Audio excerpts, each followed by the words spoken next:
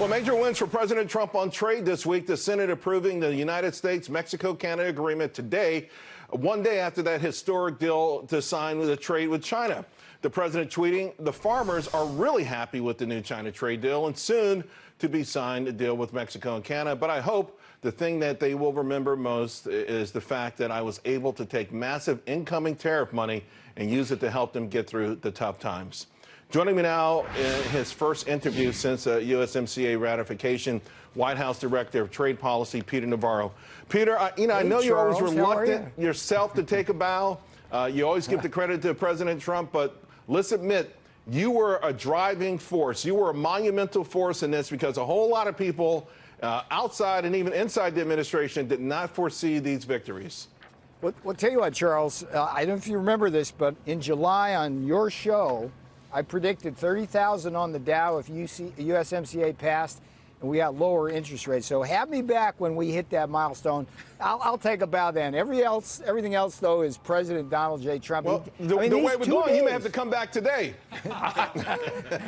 I'll camp out. I mean, this is the two greatest days in American trade policy history ever. And one of them would have been enough, but to have them come one day apart is truly extraordinary. I mean, this president, best labor market in 5 decades, best trade policy. We got Japan agreements, Canada, Mexico, China, Korea. I mean, wow. And the markets rightly like this because what it means is jobs for people who work with their hands, jobs for farmers, and that makes the market go up.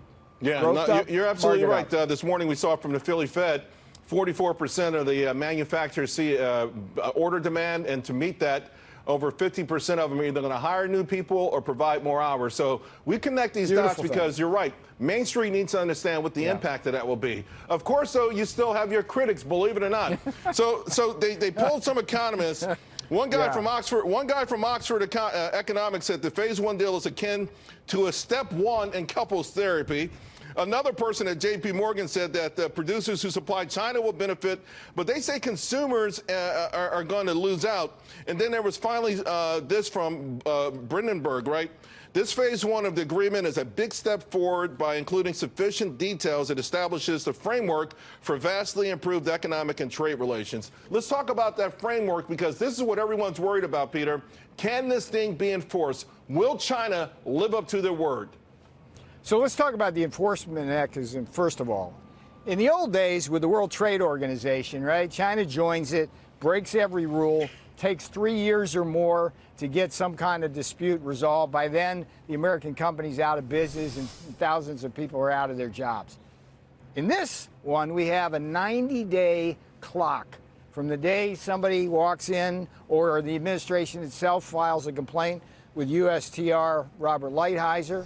And here's the best part. At the end of that, if we, the United States, are not satisfied that that dispute is resolved, we unilaterally get to take proportionate measures, and the Chinese promise not to retaliate. You cannot get better than that with an enforcement mechanism. That's why in his speech yesterday, President Trump said we had firm control of enforcement.